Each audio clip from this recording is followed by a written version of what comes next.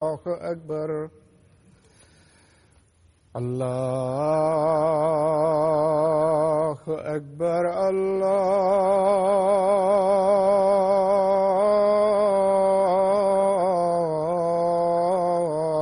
الله أكبر. أشهد أن لا إله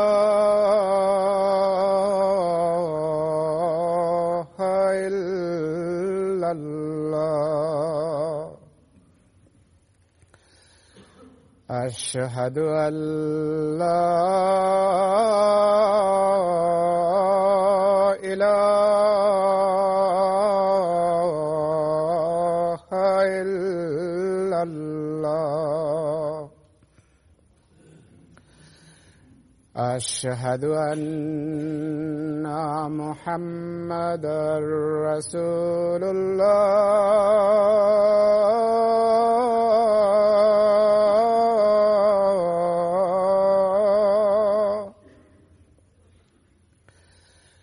أشهد أن محمدًا رسول الله. حي على الصلاة.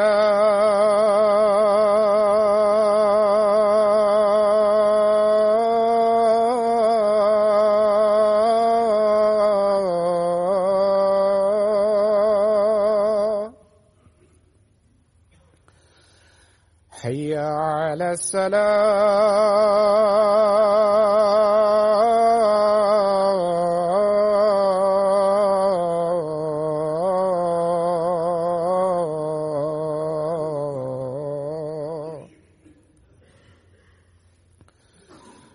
حي على الفلاح.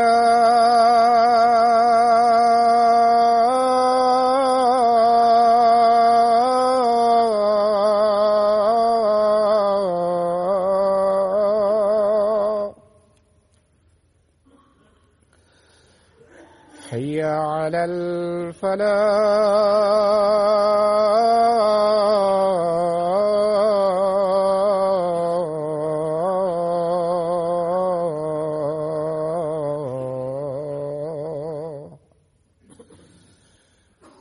الله أكبر.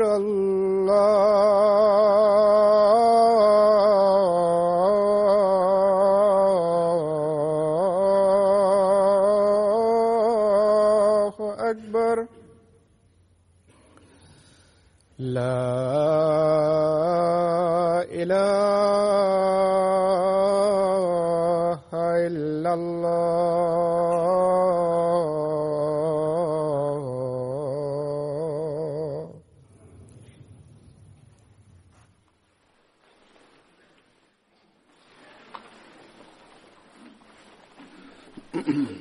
السلام عليكم ورحمة الله.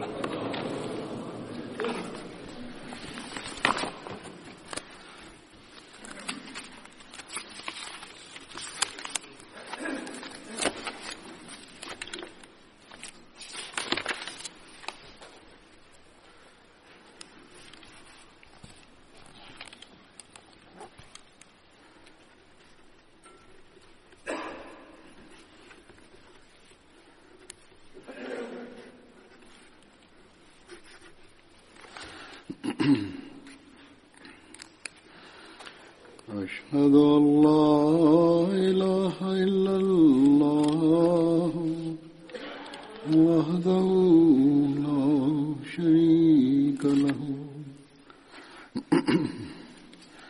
وأشهد أن محمدًا عبده ورسوله. أما بعد فأعوذ بالله من الشيطان الرجيم. بسم الله الرحمن الرحيم. الحمد لله رب العالمين. الرحمن الرحيم. مالك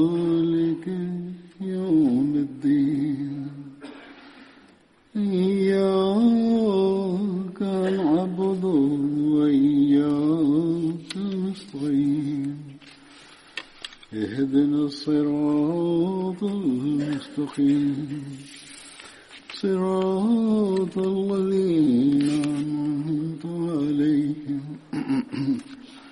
غير المغضوب عليهم ولا الضالين.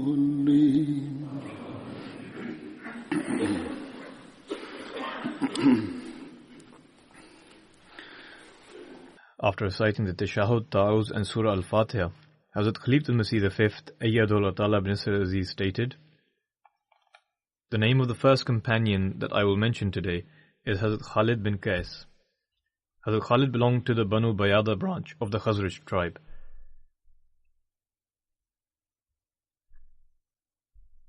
His father's name was Qais bin Malik, while his mother's name was Salma bint Haritha. His wife was Rabi, and they had a son called Abdul Rahman.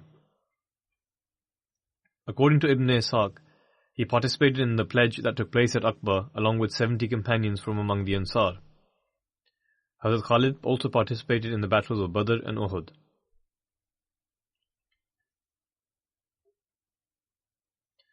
The second companion is Hazrat Haris bin Khazama Ansari. His title was Abu Bishr.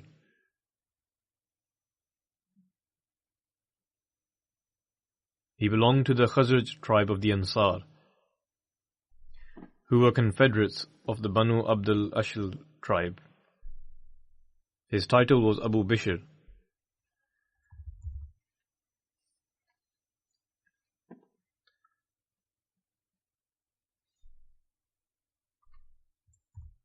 Hazrat Haris bin Khazama participated in all of the battles alongside the Holy Prophet ﷺ, including the battles of Badr, Uhud and Khandaq.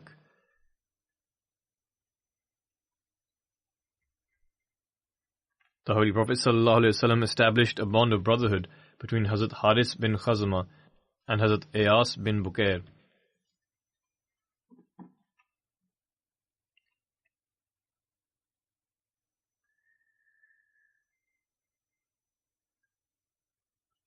It is mentioned in history that during the Battle of Tabuk, the camel of the Holy Prophet ﷺ went missing. The hypocrites raised the allegation against the Holy Prophet ﷺ, saying, "How can he have knowledge of the heavens when he does not even know where his camel is?" When the Holy Prophet ﷺ came to know about this, he said, "I only possess knowledge of those matters which God has informed me." He then said that God had informed him about his camel, that it was in the mountain pass of a certain valley.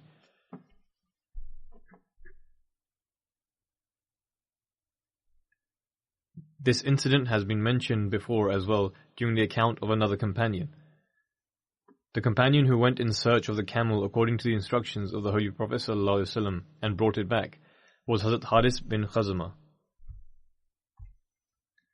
He passed away in Medina in 40 Hijri during the Khilafat of Hazrat Ali at the age of 67.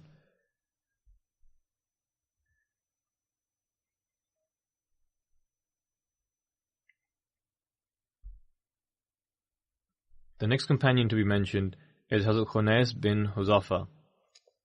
His title was Abu Huzafa.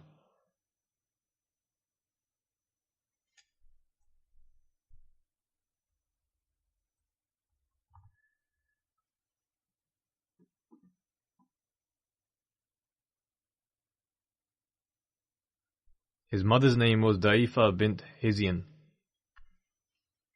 He belonged to the Bani Sahm bin Amr tribe. He accepted Islam before the Holy Prophet ﷺ went to Dar-e-Arqam. Hazrat Khunais was the brother of Hazrat Abdullah bin Huzafa.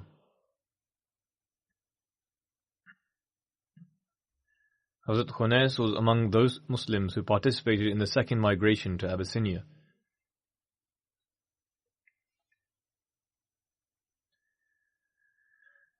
He is considered among the foremost of the Muhajirin.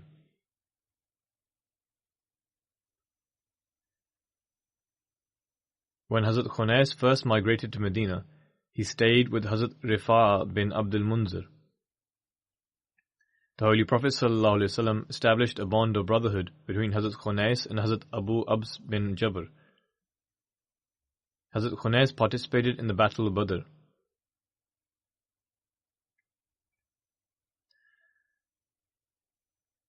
al-Mu'mineen, Hazrat Hafsa, was married to Hazrat Khunais before she married the Holy Prophet ﷺ.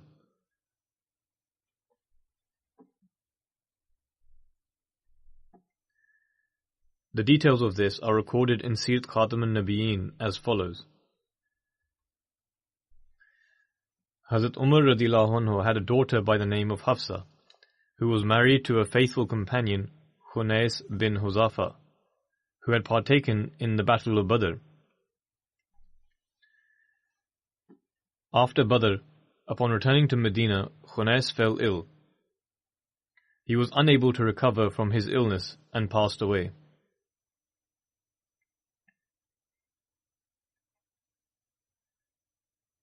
Sometime after his demise, Hazrat Umar began to feel a sense of concern for her second marriage.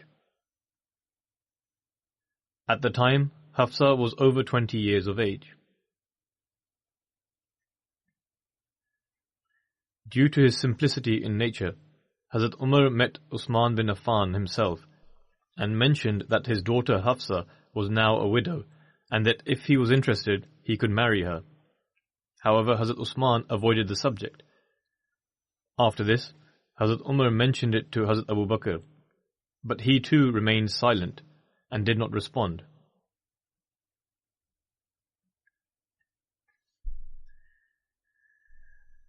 At this, Hazrat Umar was deeply saddened, and in this very state of dismay, he presented himself before the Holy Prophet ﷺ and submitted the entire account.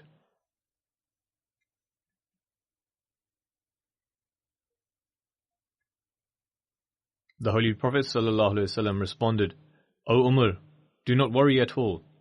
If Allah so wills, Hafsa shall find a better husband than Usman and Abu Bakr, and Usman shall receive a better wife than Hafsa.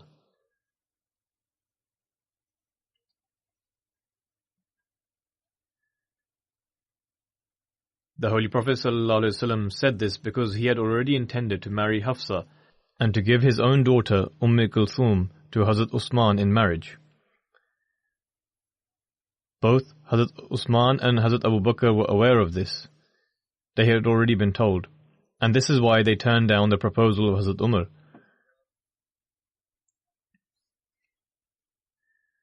Sometime thereafter, the Holy Prophet ﷺ married his daughter Kulthum to Hazrat Usman, and this has already been mentioned above.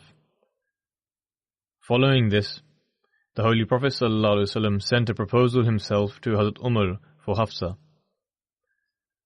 What more could Hazrat Umar have asked for? He very happily accepted this proposal. In Shaban 3 Hijri, Hazrat Hafsa was married to the Holy Prophet ﷺ and became a part of his household.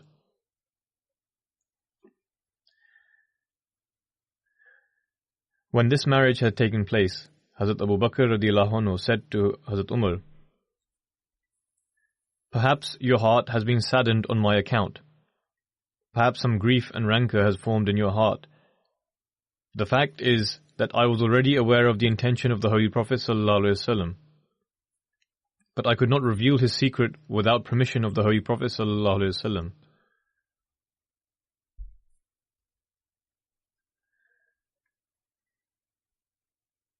Of course, if the Holy Prophet ﷺ had not intended so, I would have most gladly married Hafsa. One special wisdom in marrying Hafsa was that she was the daughter of Hazrat Umar, who one could say was considered to be the most eminent companion after Hazrat Abu Bakr. And he was from among the most intimate friends of the Holy Prophet ﷺ. Hence, in order to further strengthen mutual relations and to alleviate the grievance of Hazrat Umar and Hafsa, which they sustained by the untimely demise of Khunais bin Huzafa, the Holy Prophet ﷺ deemed it appropriate to marry Hafsa himself.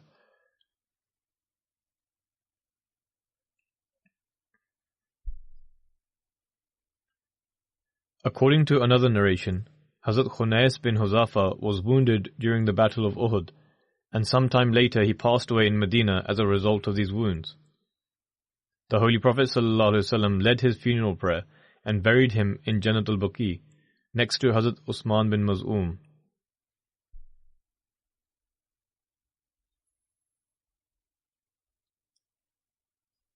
The name of the next companion to be mentioned is Hazrat Harsa bin Nu'man. His title was Abu Abdullah.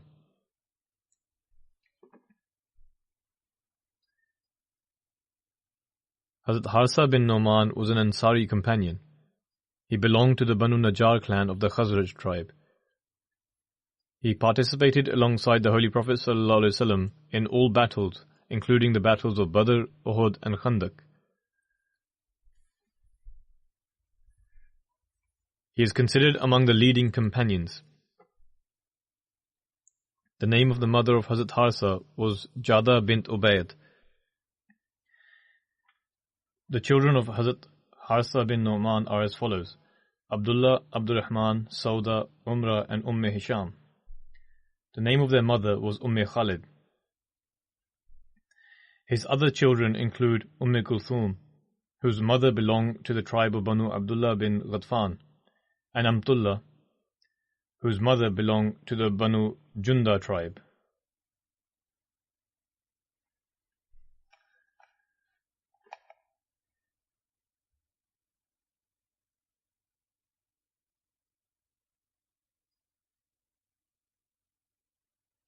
In another narration, Hazrat Ibn Abbas relates that Hazrat Harsa bin Nu'man passed by the Holy Prophet ﷺ.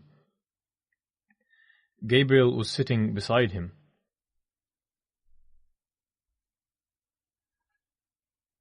The narration prior to this, which I did not mention, is rather brief and is as follows: that he passed by and said salam, i.e. the Islamic greeting of peace, to which Gabriel said wa alaykumus salam. However, a detailed narration is as follows. Hazrat Ibn Abbas relates that Hazrat Harsa bin Nu'man passed by the Holy Prophet ﷺ. Hazrat Gabriel was sitting beside him, and the Holy Prophet ﷺ was speaking to him in a low voice. Harsa did not say salam to him, and Gabriel asked why he did not say salam. Afterwards, the Holy Prophet ﷺ inquired from Harsa, "When you were passing by, why did you not say salam?" He replied, "I saw a person beside you, and you were speaking to him in a low voice. I did not deem it appropriate to interrupt your conversation," i.e. diverting his attention by saying salam. The Holy Prophet ﷺ asked, "Did you see the person sitting beside me?" He replied in the affirmative. Upon this, the Holy Prophet ﷺ said, "It was Gabriel," and he said that had the person extended the greeting of salam, he would have replied to his greetings.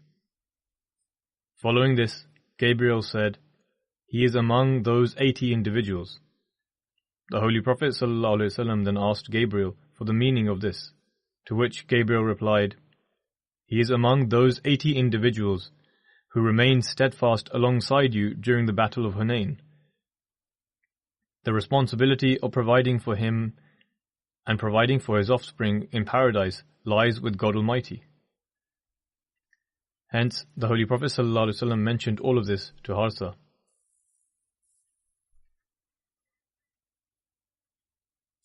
Hazrat Aisha radhiyallahu anha relates that the Holy Prophet ﷺ had great respect and honor for him. Hazrat Aisha also mentioned this about him in a narration, that he used to treat his mother in the best manner, and the Holy Prophet ﷺ advised that everyone ought to follow this virtuous example.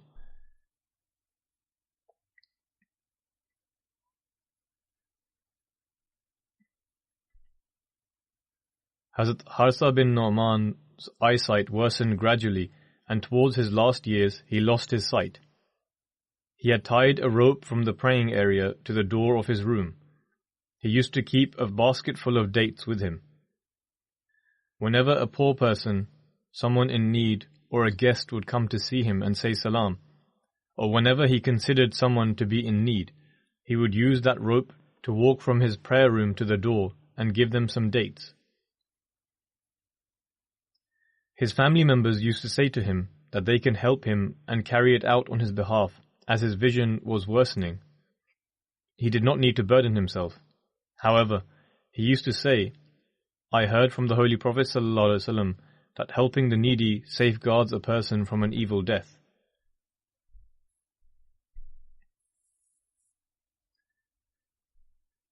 In a narration it is mentioned that the houses of Hazrat Harsa bin Nu'man were near the houses of the Holy Prophet ﷺ. He had several homes and properties, and whenever there was a need, he would present his properties to the Holy Prophet ﷺ according to the situation. Rather, he would give them permanently. On the occasions of weddings or due to other needs, whenever there was a need for accommodation, he would give his properties permanently. When Hazrat Ali married Hazrat Fatima, the Holy Prophet ﷺ instructed Hazrat Ali to search for a separate house for himself. Hazrat Ali found a house after his marriage to Hazrat Fatima. They settled there. Following this, the Holy Prophet ﷺ said to Hazrat Fatima, I wish to bring you close to me, that is, to find a house near him.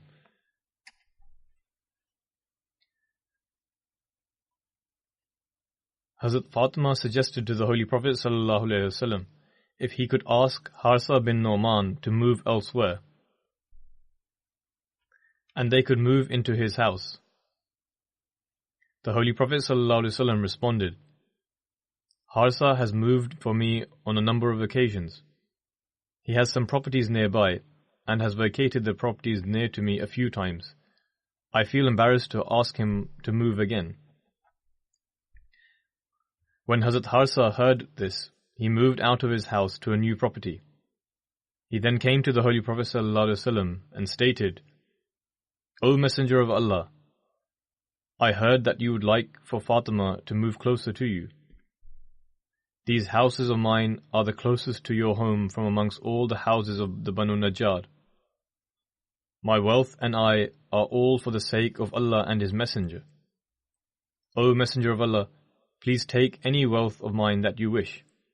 Whatever you leave for me will be dearer to me than any wealth. The Holy Prophet ﷺ stated, Indeed, you have spoken the truth. May God shower His blessings upon you. Hence, the Holy Prophet ﷺ asked Hazrat Fatima to move into the house of Hazrat Harsa. Hazrat Mirza Bashir Ahmad Sahib has written some further details to this incident in the life and character of the Seal of the Prophets. He writes, Until now, Hazrat Ali perhaps lived with the Holy Prophet ﷺ in an apartment built next to the mosque. However, a separate abode was now required, where husband and wife could reside after marriage. Therefore, the Holy Prophet ﷺ instructed Hazrat Ali to find a place where both of them could reside. Hazrat Ali temporarily arranged for a home, and the Rukhsatana of Hazrat Fatima took place. On the very same day after the Rukhsatana, the Holy Prophet ﷺ visited their new home and called for some water to be brought for him, prayed on it, and then sprinkled it on both Hazrat Fatima and Hazrat Ali, whilst repeating the words, Allahumma barik fihima wa barik alayhima wa barika fi naslihima, meaning, O my Allah, bless the mutual relations of both of them, and bless those relations of both which are built with others, and bless their progeny. Meaning, he prayed for their mutual relations, their relations with their family members, and the society at large, and prayed for their progeny to be blessed. After this, the Holy Prophet ﷺ left the newlywed couple alone and returned. Afterwards, one day, when the Holy Prophet ﷺ came to visit Hazrat Fatima, she submitted to the Holy Prophet that Harsa bin Nu'man Ansari was in possession of a few homes, and asked if the Holy Prophet ﷺ would request him to vacate one of them. The Holy Prophet ﷺ said, He has already vacated so many homes for our sake. Now I feel embarrassed in requesting more of him. In some way or another, when Harsa happened to find out about this, he came running to the Holy Prophet and submitted, O Messenger of Allah, everything I own belongs to you, my master. By God, whatever you accept of me causes me greater joy than that which remains with me." Then this faithful companion insisted and vacated one of his homes and presented it to the Holy Prophet ﷺ. After this, Hazrat Ali and Hazrat Fatima moved into this house. Hazrat Aisha narrates, "On the day of Hunayn, the Holy Prophet ﷺ addressed the companions and stated, 'Who amongst you will be on watch at night?' Hazrat Harsa bin Noman stood up slowly and calmly. It was not his habit to rush through anything. The companions commented on the slow and relaxed manner in which he stood up, stating, 'His modesty has tainted his habits. He should have stood up quickly on this occasion.' The Holy Prophet ﷺ stated, 'Do not say such a thing. Rather, it will be true to say that modesty has saved Harsa.' Hazrat Harsa bin Noman passed away during the rule of Hazrat Amir Muawiyah. The next companion is Hazrat Bashir bin Saad. His title was Abu Noman. His father was Saad bin Thalaba, and his brother's name was Hazrat Simak bin Saad. Hazrat Bashir bin Saad belonged to the Khazraj tribe. His mother was Unaysa bint Khalifa, and his wife was Amra bint Rawaha. Hazrat Bashir bin Saad was literate during the Jahiliyyah, i.e. the period before the advent of Islam, a time when very few among the Arabs knew how to read or write. He took part in the second Bai'at at Aqba along with 70 companions. He participated in all battles alongside the Holy Prophet ﷺ, including the battles of Badr, Uhud and Khandaq.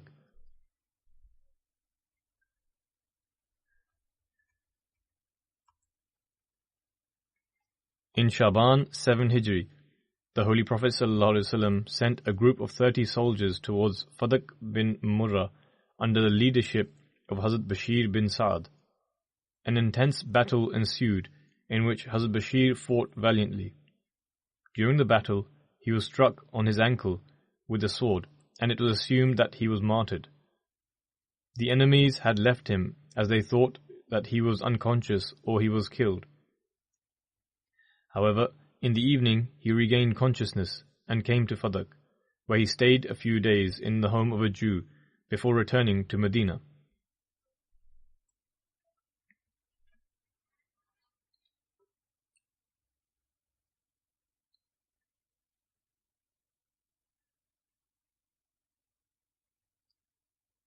Similarly, in Shawwal 7 Hijri, the Holy Prophet ﷺ sent him along with 300 men into Yumn and Juwad, which are located in between Fadak and the valley of Qura. This was the place where some people of Ghatfan had gathered with Uwaina bin Hims al-Faradi and were devising schemes against Islam. Hazrat Bashir confronted them and they were dispersed. Some from among them were killed by the Muslim army and some were taken captive. They returned with the spoils of war. This expedition was a precautionary measure because these people would make plans to attack the Muslims and cause them harm. The purpose was not to kill them or to loot their wealth.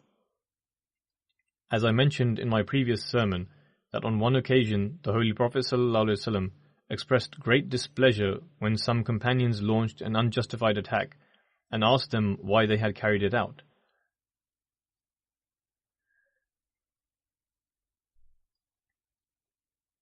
There is a narration about Bashir bin Saad from his son, Hazrat Nu'man bin Bashir, in which he said that his father brought him to the Holy Prophet ﷺ and stated, "I have granted a servant to this son of mine." The Prophet of Allah ﷺ inquired, "Have you granted the same to all your sons?" He said, "No." The Holy Prophet ﷺ then stated, "Then you should take the servant back." According to another narration, Hazrat Nu'man bin Bashir states, "My father bestowed some of his wealth to me. Both of these narrations are from Bukhari. My mother, Amra bint Rawaha, stated, I will not be satisfied until you request the Holy Prophet ﷺ to be a witness regarding this matter. My father came to the Holy Prophet ﷺ in order to request him to become a witness about the gift he had bestowed to me. The Holy Prophet ﷺ stated, Have you given the same to all of your children?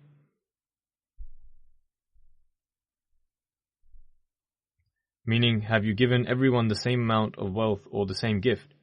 He responded, No. The Holy Prophet ﷺ then said, Fear Allah and treat your children in a just manner. My father then returned and took the gift back.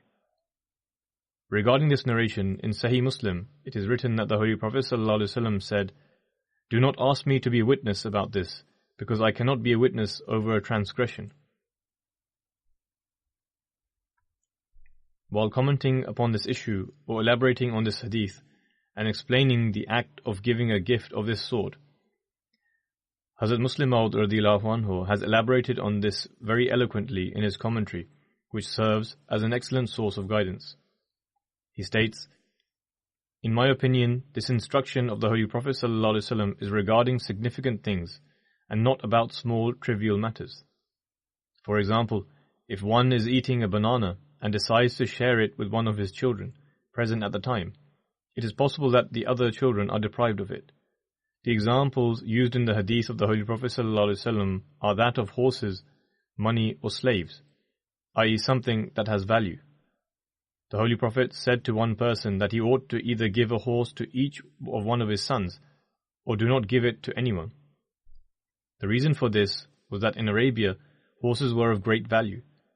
Slaves were also considered as property, and the same is true for any other wealth. Therefore, this prohibition is for expensive possessions, and Arabs considered horses to be precious. Thus, this commandment is about the things for which people can develop a grudge against one another.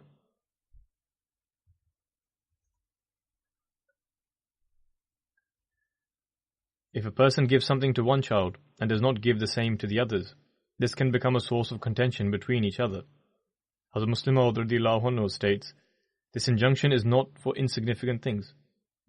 For example, if we take one child to the marketplace and purchase a piece of cloth for their coat, it is perfectly permissible. It cannot be said that until we purchase coats for all the children, no one should be given anything. He further states, sometimes it so happens that we receive a gift and the child present at the time asks for that gift to be given to him. This does not mean that we have deprived the other children from this. Rather, whenever another present is received in the future, the other children will receive it. Hence, this instruction is not about small, insignificant objects.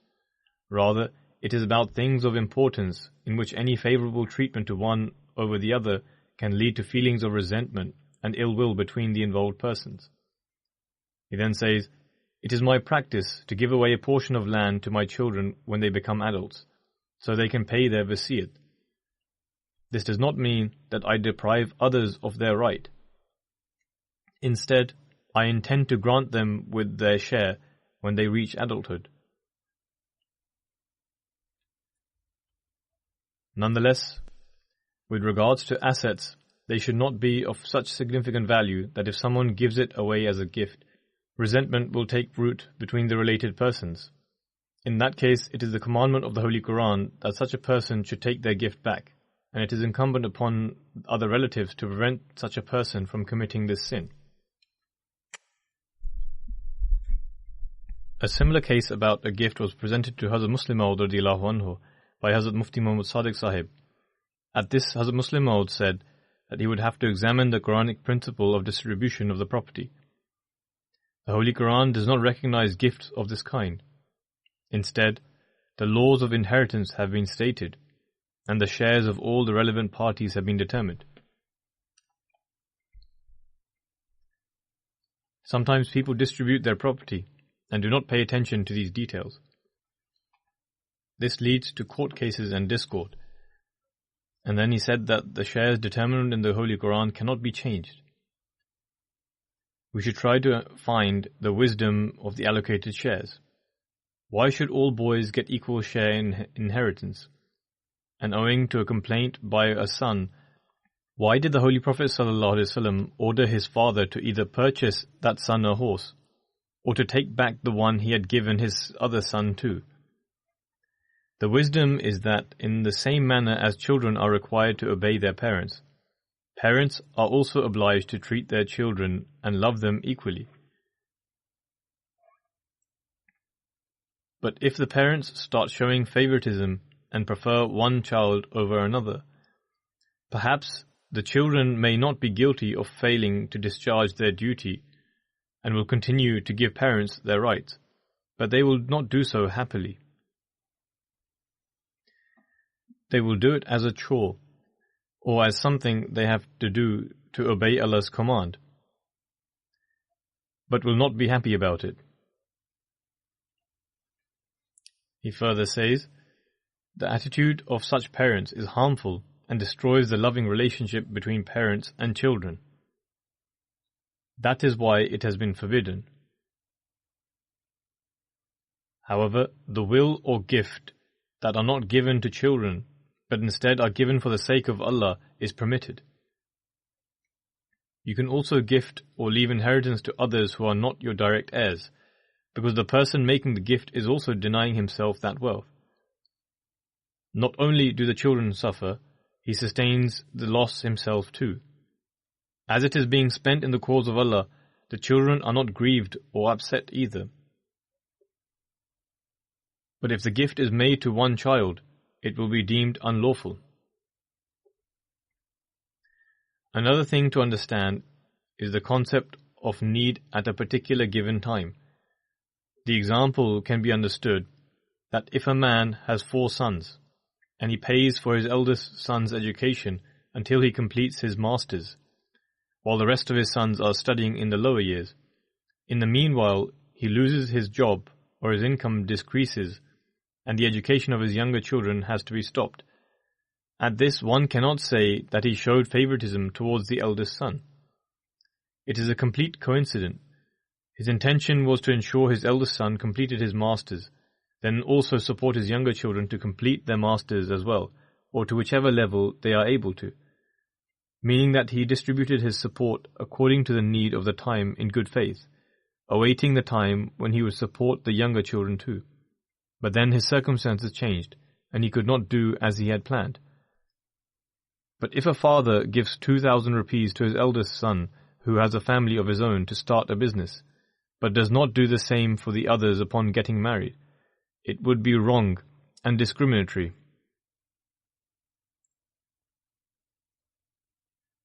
Nonetheless, this is the jurisprudential law regarding gifts and certain inheritance. It should be kept in mind while making a will or a gift.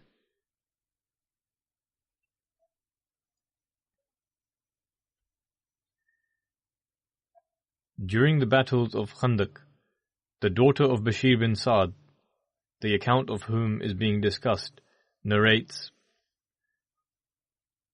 "My mother, Amra bint Rawaha, gave me some dates placed in a cloth and asked me to take them to my father and uncle and to tell them it was for their breakfast." She says, "I took those dates and started looking for my father and uncle. When I passed by the Holy Prophet ﷺ, he asked me, 'O young girl, what have you brought?' I told him about the dates which my mother had given to me to take to my father Bashir bin Sa'd and my uncle Abdullah bin Rawaha. The Holy Prophet ﷺ said, 'Give them to me.' I placed them in both of his hands. He put them on one piece of cloth and covered them with another. He then asked a man to invite everyone to eat those dates. All those who were digging the trenches gathered and started eating them. The dates kept on increasing, to the extent that when everyone had finished eating, they were still overflowing from that piece of cloth. This is how they were blessed."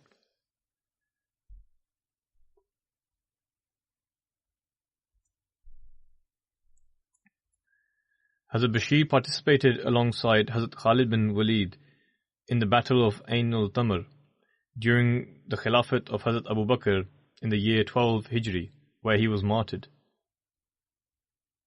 Ain al-Tamr is a place near Kufa, which Muslims conquered during the time of Hazrat Abu Bakr.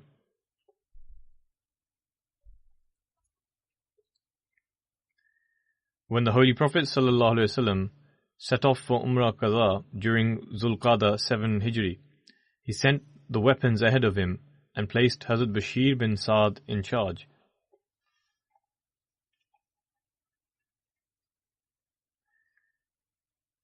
The details of Umrah Qaza is that at the time of the Treaty of Hudaybiyah, plans for Umrah were abandoned that year, and the condition was that the Holy Prophet ﷺ would not perform Umrah in that year. Instead, he would return the following year and stay in Makkah for 3 days.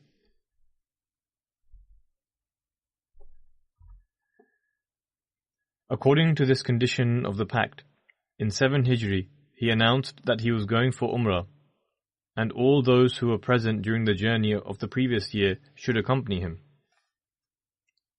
Thus, everyone participated in this, except those who had died or were martyred during the Battle of Khaybar.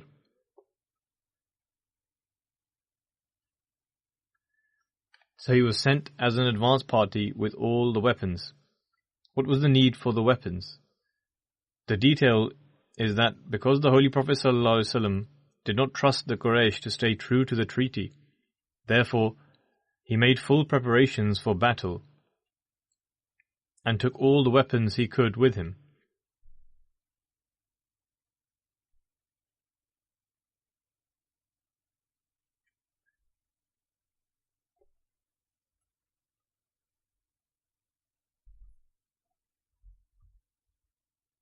He made one of his companions, Abu Rahim Ghufadi, the Emir of Medina, and left for Makkah with 2,000 men, including 100 on horseback. 60 camels were taken along with for sacrifice. When the Meccans heard that the Holy Prophet ﷺ was coming prepared for war with all his weaponry, they became anxious and sent some men to Marra Zahran to investigate the matter.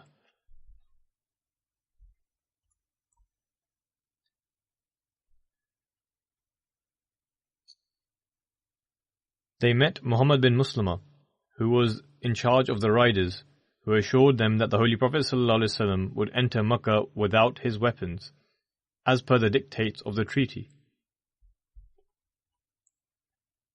This satisfied the Quraysh.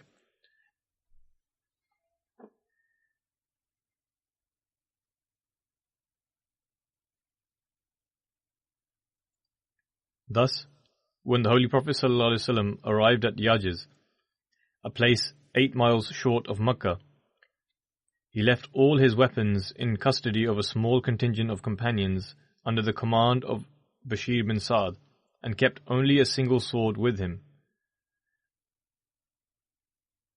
He then entered Makkah with his companions, reciting the Talbiyah.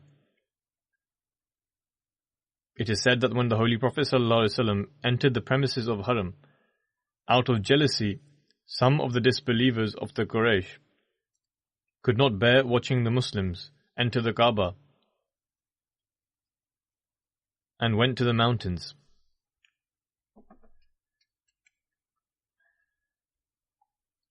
However, some of the disbelievers gathered in Darun Nadwa, the house in which they would form their committee and plot their schemes. There they stood looking at one another in astonishment as they beheld the Muslims performing the circuits of the Kaaba, who were intoxicated in the love of the unity of God and His message. They began saying amongst themselves, "How can these Muslims perform the circuits when they have suffered from starvation and been inflicted with the fever of Medina? They are very weak people indeed." The Holy Prophet ﷺ reached the Masjid al-Haram, and he covered himself with the cloth in a way that his right shoulder and arm became visible. He then said, "May Allah send down His mercy on this and manifest His power before these disbelievers." That is to say, that the Holy Prophet was aware of what the disbelievers were saying. and so therefore God Almighty should manifest His power to them in a way that the bodies which seem weak to them should be shown to them as strong with broad shoulders. The Holy Prophet ﷺ then walked swiftly along with his companions, moving their shoulders back and forth whilst performing the first 3 circuits. In Arabic, this is known as ramal. Hence, this practice has continued to this day and will remain until the Day of Judgment, as each pilgrim performs the ramal in his first 3 circuits of the Kaaba. This is therefore the reason for the way one walks at the beginning. With regards to how many umrahs the Holy Prophet performed in his lifetime, the narrator in a hadith of Bukhari writes, I asked Hazrat Anas, how many umrahs did the Holy Prophet ﷺ perform? He replied, 4. Umrah Hudaybiyah in Zulqada. Despite the fact that they were not able to complete the umrah, this is considered as umrah as they made the sacrifices and shaved their heads, etc. So this is why some have counted it as an umrah. He then says, the second was when the disbelievers stopped them during the Treaty of Hudaybiyah. This is also counted as an umrah. The other one was in Zulqada, the following year. In other words, apart from the sacrifices, etc., the second umrah of Hudaybiyah was not completed in the first year, and the second umrah was performed in Zulqada when the Holy Prophet ﷺ had made a truce with them. He then writes, then there was Umrah Jirana, when the Holy Prophet ﷺ distributed the spoils of war. He says, in my opinion, this was when the spoils of the Battle of Hunayn were distributed. He also performed the Umrah on that occasion. I, the narrator, then asked, how many times did he perform the Hajj? Hazrat Anas stated, the Holy Prophet ﷺ only performed 1 Hajj, and on this occasion he also performed the Umrah. Hence this is why some are of the opinion that he performed 4 Umrahs, and some say it was only 2. Hazrat Bashir bin Sa'd was the first among the Ansar to take the oath of allegiance at the hands of Hazrat Abu Bakr on the day of Saqifa Banu Sa'da. What was Saqifa Banu Sa'da? It is recorded that this was the sitting area in Medina for the Banu Khazraj tribe. In that era, it was a room or an area with a shade. After the demise of the Holy Prophet ﷺ, the Banu Sa'ida tribe held a sitting in Saqifa Banu Sa'ida with regards to the successorship after him. Hazrat Umar was informed of this meeting, and it is also mentioned that there was a chance of a spread of sedition at the hands of the hypocrites and the Ansar. Thereupon, Hazrat Umar took Hazrat Abu Bakr along with him to Saqifa Banu Sa'ida. When they reached there, they discovered that the Banu Khazraj tribe had claimed to be the successors of the Holy Prophet, which was opposed to the Banu Aus. Both of these were the tribes of the Ansar in Medina. On this occasion, an Ansari related something he heard from the Holy Prophet ﷺ, that the leaders shall be from among the Quraysh, which was accepted by most of the people during this dispute. The Ansar therefore rescinded their claim, and they all immediately performed the bay'at at the hands of Hazrat Abu Bakr as the Khalifa.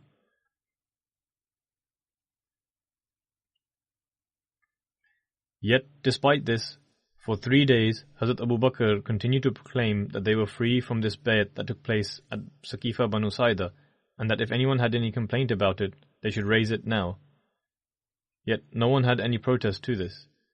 This was an extract from the book of Dr. Hamidullah, where this has been mentioned briefly.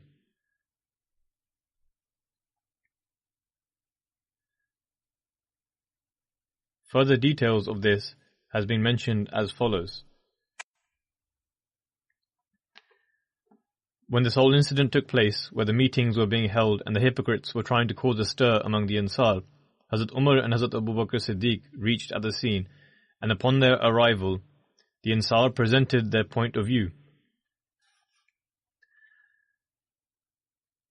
Hazrat Abu Bakr Siddiq also gave his opinion, and it is evident from this whole incident that the Ansar and the Muhajirin only had the benefit of Islam in mind.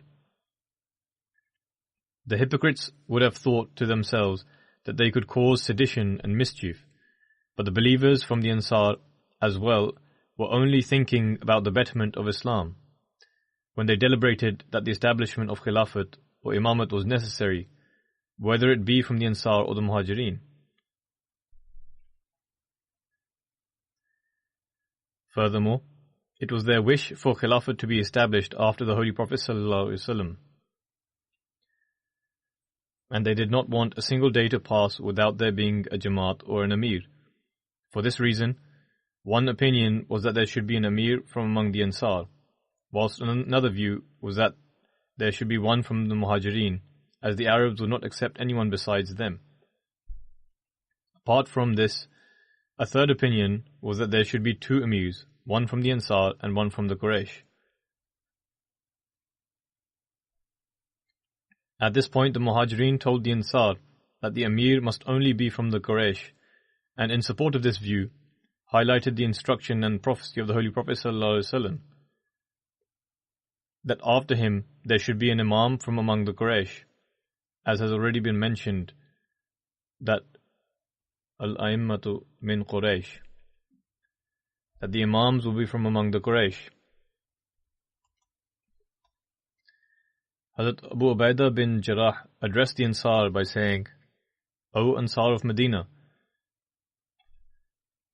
you are those very people who have given the most in service to your faith. So do not now be the first to change your ways and go astray. Do not say that the Amir should be from the Ansar or from among both the groups. The Ansar were moved by this truthful message, and Bashir bin Saad, the companion being discussed at present, stood up from among them and addressed the Ansar by saying, O Ansar, by God, even though we have surpassed the Muhajirin in our faith in terms of waging our jihad against the idolaters, we have only achieved this through the grace of Allah, our obedience to His Messenger, and through the reformation of ourselves. It does not behove us to act with pride and to ask for such rewards that have a hint of worldly benefit, instead of serving our faith. Our reward lies with God, and that He is sufficient for us. The Holy Prophet ﷺ was from the Quraysh, and only they are truly deserving of Khilafat. Let it not be that we are in dispute with them. O Ansar, fear Allah the Almighty and quarrel not with the Muhajirin. Thereafter, Hazrat Hubab bin Munzir began stating the importance of the Ansar, but Hazrat Umar controlled the situation. I am mentioning the incident briefly, and held the hand of Hazrat Abu Bakr, saying, Take our pledge of allegiance. And Hazrat Umar immediately took the oath of allegiance at the hand of Hazrat Abu Bakr. He said, O Abu Bakr, the Holy Prophet ﷺ instructed you to lead the prayers, so you alone are the Khalifa. We pledge our allegiance to you, because you are the most beloved to the Holy Prophet ﷺ amongst us. Right after Hazrat Umar, Hazrat Abu Ubaidah bin Jarrah performed the bayt, and from the Ansar, Hazrat Bashir bin Saad immediately took the oath of allegiance. Thereafter, Hazrat Zayd bin Thabit took the oath of allegiance. He then held the hand of Hazrat Abu Bakr and turned to the Ansar, telling them to perform the bayt. Hence, the Ansar also pledged their allegiance to Hazrat Abu Bakr. This has been recorded in Islamic literature as Bayt-e-Saqifa and Bayt-e-Khasa.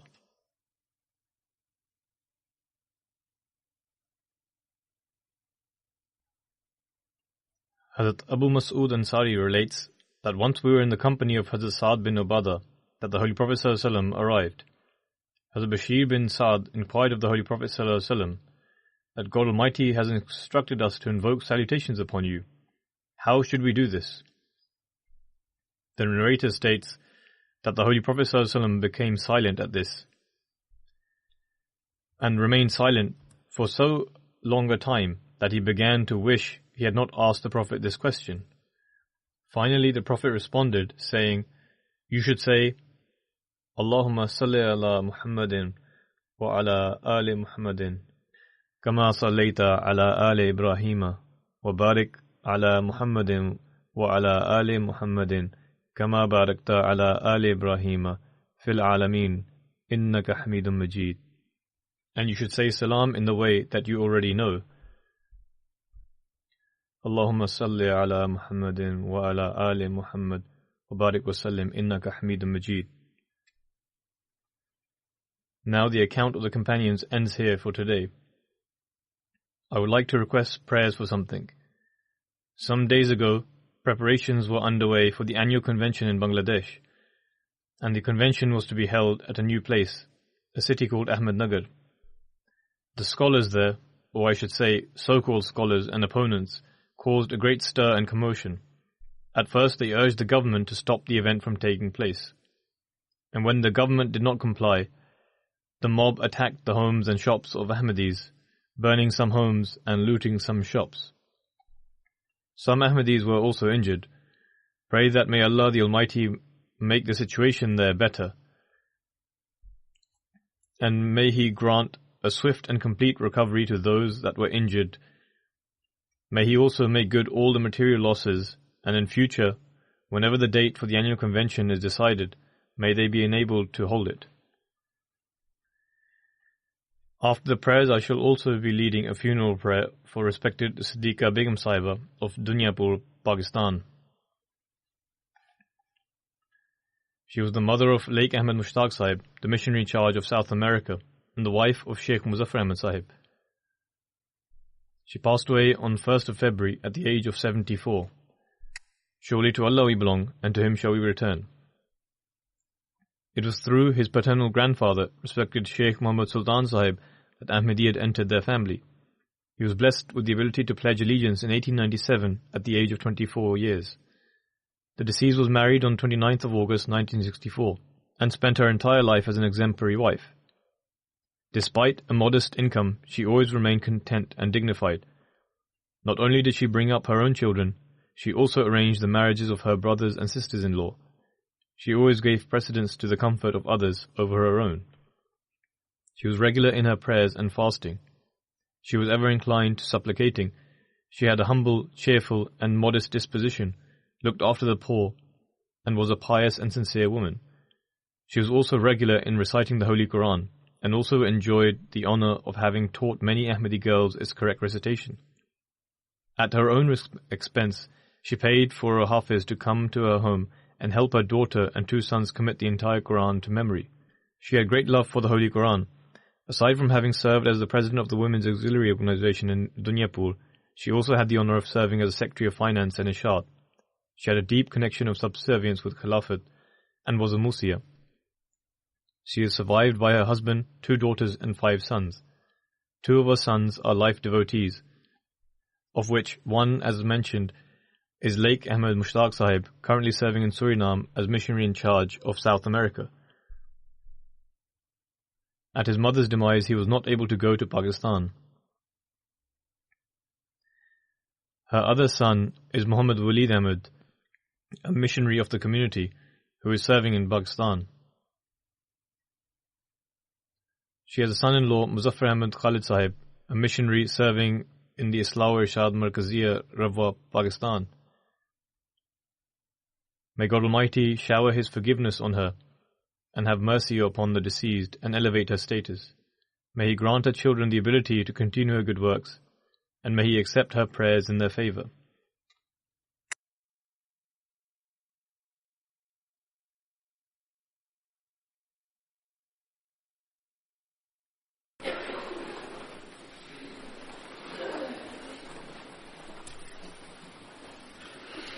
الحمد